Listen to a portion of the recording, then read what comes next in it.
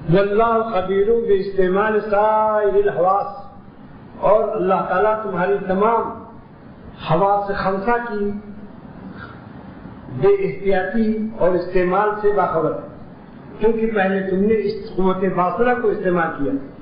اس کو آنکھ کا نام کیا ہے؟ قوت باصرہ.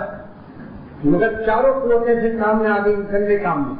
قوت سامعہ سے اس کی بات سننے لگے، قوت ذائقہ سے اس کو چکھنے کی فکر ہونے لگی، قوت لامسہ سے ہاتھ بھی پھیرنے لگے، اور قوت شامہ سے سونگنے بھی لگے اجگر کی طرف. ایک اجگر ہوتا ہے بڑے جنگلوں میں. سید یونس علی شاہ نے مجھے بتایا کہ سندر بن کا جنگل بنگلہ دیش میں بہت بڑا جنگل ہے، جس میں شیر بھی ہوتے ہیں اجگر بھی. ہم لوگ سمجھے کہ کوئی درخت بڑا اتنا بڑا گرا ہوا ہے، ہم اس وقت بیٹھ کر مونگ پھلی کھا رہے تھے. اتنے وہ تھا، وہ اجگر تھا، 3 فٹ کا اس کا دائرہ تھا، موٹا ہے جیسے درخت کا تنا.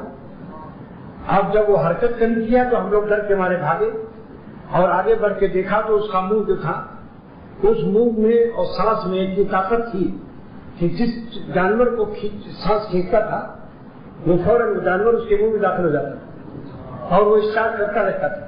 اندر سب گودام، بکروں کا گودام ہے، اپنا وقت پر انکار دکھاتا ہے.